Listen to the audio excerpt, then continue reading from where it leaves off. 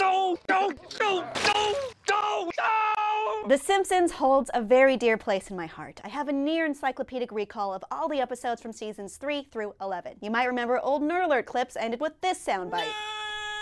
I even competed in monthly Simpsons trivia at the dearly departed Meltdown Comics with two friends where Lori Beth Denberg handed us our asses readily every time. But it was such a great way for insufferable Simpsons fans to just immerse ourselves in the absurdly brilliant humor like a Good Morning burger dipped in rich creamery butter. Which makes what I'm about to do easy and difficult. The Simpsons make their own best case against them. The Problem with Apu is a film by comedian Hari Kondabolu, which explores the character of Apu Nahasapima Petalon in the context of the Daisy experience. How many of you had to deal with being called a poo or that being referenced? Right away, they were like, can you do an Indian voice, and how offensive can you make it? I would immediately begin to talk this way. He himself describes Apu as sounding like an impression of a white guy making fun of my dad. Kal Penn and Aziz Ansari sound off on their childhood experiences with Thank you, come again. as one of the most highly recognized signifiers of an Indian person in media. Spoiler, it affected them negatively. I'm going to be honest, I didn't 100% agree with some arguments made in Kondabolu's documentary, but the way The Simpsons handled it moved them too completely in the wrong. I'm going to say it again, representation matters. It means so much to kids to see themselves represented in an authentic, if not positive way for a change, not as a servant, but as a princess or a respected space officer. Not as a buck-toothed, yellow-faced stereotype, but a normal American family or another respected space officer. So when The Simpsons address the problem with Apu, Well, what am I supposed to do? It's hard to say. Something that started decades ago and was applauded and inoffensive is now politically incorrect. What can you do? Some things will be dealt with at a later date.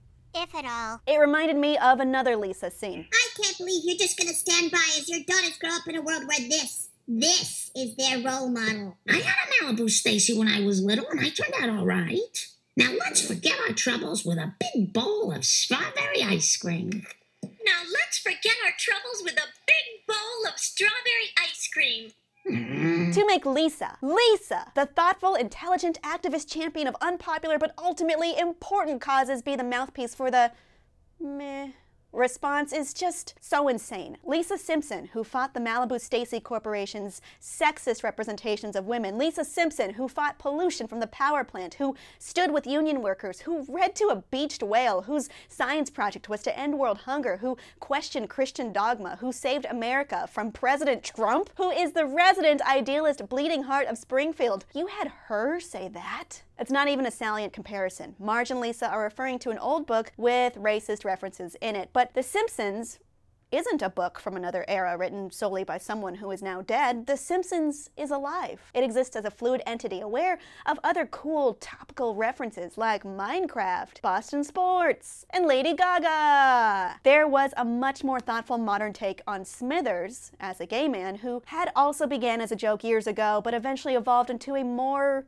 real storyline. What is maddening is Lisa's specific line, something that started decades ago and was applauded and inoffensive is now politically incorrect. What can you do? But is that the whole truth? Who applauded? The all-white writing staff? The white-centric zeitgeist of the 1980s and 90s? How many Indian people signed off on this? Fisher Stevens? Ashton Kutcher? The argument that something was okay in the past, so it should be okay now, doesn't work in any context. Societies evolve, and voices that were previously not heard because they were inconvenient to the prevailing culture are being heard now. It's a beautiful progression that Lisa Simpson should approve of, but instead she's saying the phrase politically incorrect, the condescending rallying call for people who have never before had their overwhelmingly dominant position in society challenged, even in pop culture terms. Lisa Simpson is the moral center of the show and suffers as a lonely intellectual delivering unpopular yet necessary bits of compassionate integrity to the point where crumb bums like Ted Cruz incorrectly say that's a bad thing. That's who they chose to deliver that line. Not Mr. Burns, not the Rush Limbaugh analog, not even the super Flanderized Flanders. It was Lisa Simpson who blew off people telling the show about their disenfranchisement. So what can you do? Well,